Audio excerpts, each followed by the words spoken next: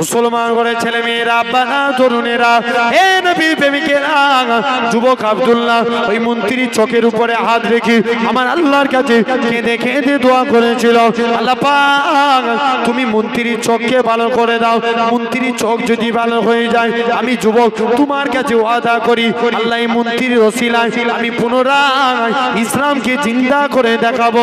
এমন সময়তে যুবক আব্দুল্লাহ এরা খুব ভাবে মন্ত্রীর চোখে হাত রেখে দোয়া করলেন, মন্ত্রীর চোখ ভালো হয়ে গেল।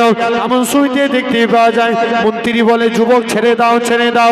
ও যুবকেরা, আল্লাহ পাকের ওলি যুবক আব্দুল্লাহ এরা খুব ভাবে মন্ত্রীর চোখের উপরে হাত রাখলেন, মন্ত্রীর চোখ ভালো হয়ে গেল। মন্ত্রী বলে এবার বাড়ি চলে যায়। মন্ত্রীকে যুবকখানা ডাকে, না না না না, এটা মানা যাবে না। মন্ত্রীকে কাছে ডেকে বুকের সঙ্গে বুক মিলিয়ে দিলেন, ওয়ানাকা করে নিলেন। মন্ত্রী বলে, হুজুর ছেড়ে দেন, ছেড়ে দেন, আমি আমার কলবের চোখ থেকে আল্লাহর আরশে আজিম দেখতে পাই। ইউসুফ জনবাজ সে এখন নিয়ম করলো, আমার দেশে কেউ কলেমার পতাকা উড়াতে পারবে না। এখন মুসলমানদের উপর অনেক অত্যাচার করে। এখন বুড়ো হয়েছে, বলেন তো ভাই, বুড়ো হলে মানুষের চিন্তা বাড়ে না কমে? জোরে বলো না, বেড়ে যায়। বুড়ো হয়েছে, চিন্তা বেড়েছে। এখন মনে মনে করছে যাই আজকে বাদশার কাছে চলে যাই। এক জাদুঘরের কাছে গেছে, জাদুঘর আমি চাই আমার ইন্তেকালের পর ক্ষমতা পায় আমার ছেলেরা, তার ইন্তেকালের পর তার ছেলেরা, কি কাজ করলে এই ক্ষমতা পাওয়া যায়। শুনছো? জাদুঘর বলছে ঠিক আছে চলে যাও, তুমি এখান থেকে চলে যাও। জাদুঘর বললে একটা যুবককে আমার কাছে এনে দাও, যে যুবকের নাম হচ্ছে আব্দুল্লাহ। আব্দুল্লাহ একটা যুবককে জাদুঘরের কাছে নিয়ে গেলেন। জাদুঘর বলছে এই যুবককে আমি জাদুবিদ্যা শিখাবো, এই পরস্পর মানুষের মধ্যে ঝামেলা লাগাবে আর তোমরা রাজত্ব করবে। কে বলছে? যুবক। জাদুঘর রাজাকে বলে দিল, যুবককে রেখে দিয়ে রাজা চলে গেল। কিতাব এসছে 6 মাস জাদুবিদ্যা শিক্ষা অর্জন করলো। ক মাস? 6 মাস পর একদিন দেশের মাটিতে পা রেখেছে। এখন জাদুঘর কি করেছে? দেশের মাটিতে পা রেখেছে। এদিকে যুবক ছেলে হেঁটে হেঁটে যাচ্ছেন, একটা মুরব্বী গাছতলায় বসে বসে আল্লাহ আল্লাহ জিকির করছে। এখন যুবককে ডাকছে, বাবা তুমি কলেমা সৈনিক হও। বলছে মাথা খারাপ, এই কলেমাকে মিটানোর জন্য কি শিখেছি? কথা বলেন, জাদু শিখেছি, আর আমি কলেমা সৈনিক হবো, ইম্পসিবল, মানা যাবে না, পালাও। যুবক ছেলে চলে এসছে।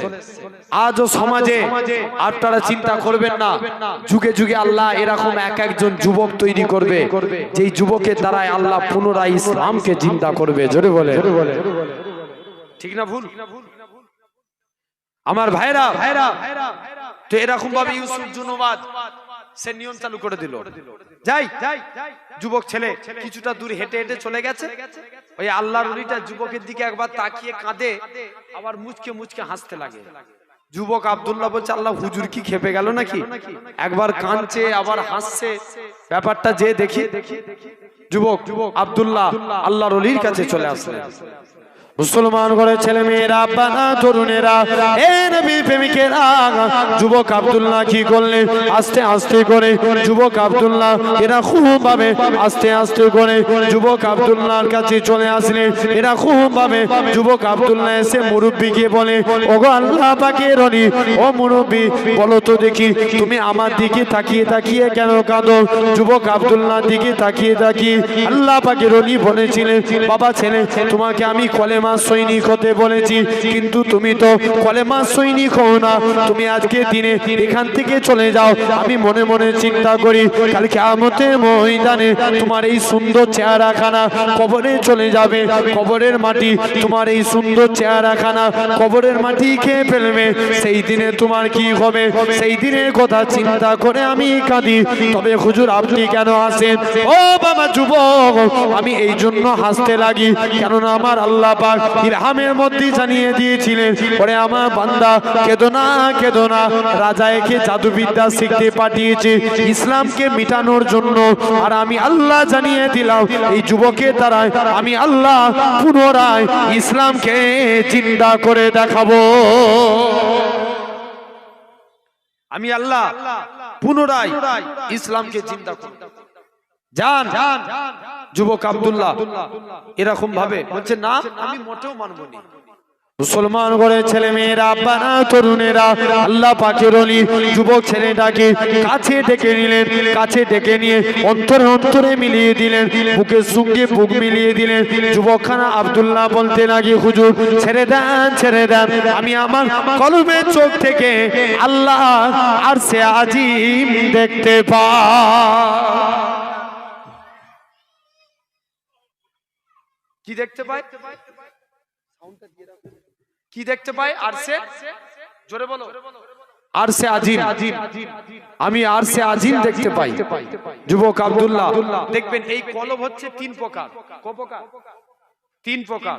এক নাম্বার কলবে সালিম, মানে সুস্থ অন্তর। এক নাম্বার সুস্থ অন্তর। সুস্থ অন্তর কাদের? যারা আল্লাহর ওলি, এনাদের অন্তর কি? কথা বলে না? যারা আল্লাহর ওলি এদের অন্তর বুঝার জন্য বলছি। এক নাম্বার সুস্থ অন্তর। সুস্থ অন্তর কাদের? হাক্কানি আল্লাহর ওলিদের, ইনাদের অন্তর সুস্থ। বড় পীর আব্দুল কাদের জিলানী রাহমাতুল্লাহ আলাইহি অন্তর পাক না পাক? জোরে বলো, পাক। এটা কি? সুস্থ অন্তর, কলবে সলিম।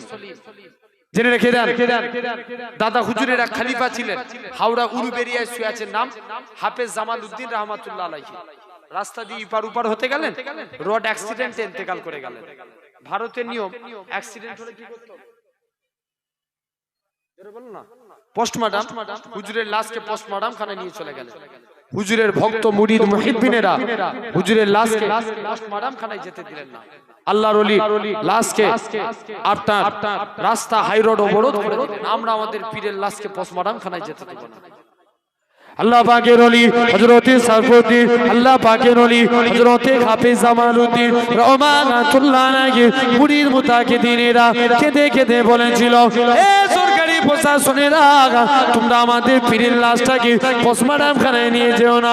আল্লাহর ওলির লাশটাকে দাড়িপাল্লা ওজন করো, দাড়িপাল্লার একদিকে আল্লাহর ওলির লাশটাকে রেখে দাও, আর একদিকে পাল্লায় আমরা মুরিদেরা টাকা দিয়ে হুজুরের লাশের থেকেও বেশি টাকা দিয়ে খানা বাড়ি করে দেবো। তথাপি হুজুরের লাশটাকে পোস্টমর্টম খানায় নিয়ে যেও না, ময়না খানায় নিয়ে যেও না। আল্লাহ পাকের ওলি হযরতে হাফেজ জামালউদ্দিন রাহমাতুল্লাহ আলাইহি লাশটাকে পোস্টমর্টম খানায় নিয়ে চলে গেলেন। একটুখানি ছুরি দিয়ে কাটা হয়েছে, একটুখানি ছুরি দিয়ে কাটা হয়েছে। ওই কাটা অংশটা থেকে তখনও পর্যন্ত আল্লাহ আল্লাহ আল্লাহ আল্লাহ আওয়াজ খানা ভেসে উঠেছে। ইনাদের অন্তর কি? আমি এক নম্বর আলোচনা, অন্তর তিন প্রকার। এক নম্বর সুস্থ অন্তর, মানে কলবে সলিম, সুস্থ অন্তর। বড় পীর আব্দুল কাদের জিলানী এক চোর 30 বছর চুরি করছে। কত বছর? জোরে বলো না, 30 বছর। কেউ তাকে ধরতে পারে না, আর মনে মনে নিয়ত করছে আজকে বড় পীর সাহেবের বাড়িতে চুরি করতে যাব। হুজুর যদি ধরতে পারে, না ধরতে পারলে আমি চোর বড় পীর। তোমরা এসে বসে যাও না, দাঁড়িয়ে আছো কেন? এখন কে বলছে? হুজুর ধরতে পারলে জানবো হুজুর বড় পীর, আর না ধরতে পারলে আমি চোর বড় পীর। হুজুর রাত্রে উঠে তাহাজ্জুদের নামাজ পড়ছেন, চোর সব চুরি করে ব্যাগের মধ্যে মাল ভরে দরজার কাছে চলে গেছে। যেই দরজার কাছে গেছে, আল্লাহর কুদরত, অটোমেটিক দরজা বন্ধ হয়ে গেছে। জোরে বলবে না? দ্বিতীয় দিন আবার মালপত্র রেখে দরজা খুলতেছে, দরজা খুলে গেছে। তৃতীয়বারের বেলায় পুরোপুরি খালি হাতে গেলেও দরজা খুলছে না, ভর্তি হাতে গেলেও দরজা খুলছে না। চোর বলছে এবার পড়েছি, ধরা যায়। বড় পীর সাহেবের কাছে চলে গেছে। হুজুর বেয়াদবি মাফ করেন, আমি চোর সাক্ষ্য দিচ্ছি, আপনি হচ্ছেন বড় পীর। কোন আব্দুল কাদের জিলানী শিশু বেলায় নাবালক সন্তান, হুজুরের আব্বা হুজুরকে মসজিদে নিয়ে গেছে, বাবা চলো নামাজ পড়বে। সবাই মসজিদের বাইরে দাঁড়িয়ে আছেন। হুজুর কি করেছেন? যারা সব নামাজিরা নিচেই জুতো খুলেছে, তাদের জুতো উপরে করে দিচ্ছেন। কোথায়? উপরে। আর যারা উপরে খুলছে, তাদের জুতো নিচেই। আর বড় পীর সাহেব যে বলছে, বাচ্চা ছেলে তো মসজিদের বাইরে সিঁড়িতে বসে আছে, সব জুতো খুলে নিয়ে উপরে জুতো নিচেই, নিচের গুণ উপরে। বড় পীর সাহেব প্রায় এরকম করছে। এখন প্রথম দিন নামাজিরা বলছে, কে জুতো সরাই দেখবো। প্রথম দিন দেখে সেম প্রবলেম, দ্বিতীয় দিন দেখে সেম প্রবলেম, তৃতীয় দিনের দিন একজন নামাজ না পড়ে দেখছে কে জুতো সরায়, একজন নুকিয়ে দেখে বড় পীর আব্দুল কাদের জিলানীর এই কাজ। এখন কোনো কথা না বলে বলছে তাই তো বলি আমাদের জুতো কেন গোলমাল হয়। সবাই মিলে আবু সালে মুসা জাঙ্গি রাহমাতুল্লাহ আলাইহি বলছে, হুজুর হুজুর কোন ছেলে মসজিদে এনেছেন, এই প্রতিদিন আমাদের জুতো গোলমাল করে দিচ্ছে, খবরদার একে মসজিদ আনবেন। বড় পীর সাহেব কোনো কথা না বলে বড় পীর সাহেবের আব্বা হুজুরকে নিয়ে বাড়ির দিকে চলে গেলেন। আল্লাহ পাকের ওলি হযরতে এরকম ভাবে আল্লাহ পাকের ওলি হযরতে আবু সালে মুসা জাঙ্গি রাহমাতুল্লাহ আলাইহি হুজুর আমার কি জানিয়েছিলেন, ও বাবা আব্দুল কাদের তুমি কেন এরকম কাজ করো, উপরে জুতো কেন নিচই করো, নিচে জুতো কেন উপরে করো। ও যুবকেরা, ও কবিলার মানুষেরা, আল্লাহ পাকের ওলি হযরতে আব্দুল কাদের জিলানী রাহমাতুল্লাহ আলাইহি হুজুর আমার বলেছিলেন, আব্বা জান আমি নিজের ইচ্ছায় এই কাজ করিনি, আমার আল্লাহ পাক ইলহামের মধ্যে জানিয়ে দিয়েছিলেন হে আব্দুল কাদের জিলানী যারা জান্নাতি মানুষ তাদের জুতোগুলোকে মসজিদে সিঁড়ির উপরে করে দাও। আমি আব্দুল কাদের জিলানী আল্লাহ পাকের জান্নাতি বান্দাদের জুতোগুলোকে মসজিদে সিঁড়ির উপরে করে দিই। আমি নিজের ইচ্ছায় কাজ করিনি, আল্লাহর হুকুমে করি। তাহলে এক নাম্বার সুস্থ অন্তর, দুই নাম্বার মৃত অন্তর, যাদের অন্তর মরে গেছে যতই কোরআনের কথা বলেন হেদায়েত হবে হবে না। তিন নাম্বার কালবে মারিজ, অসুস্থ অন্তর, রোগ হয়েছে সুস্থ করা যায় না যাইলে। আমরা রোগ হলে কার কাছে যাই? ডাক্তারের কাছে। ভালো করেন কে? আল্লাহ। অনুরূপ জেনে রাখবেন আমাদের অন্তরে রোগ হয়ে গেলে ওলি আল্লাহর দরবারে যাওয়া লাগে। ওলি আল্লাহরা জিকির দেন, আমরা জিকির করি, অন্তরের ময়লা পরিষ্কার হয়।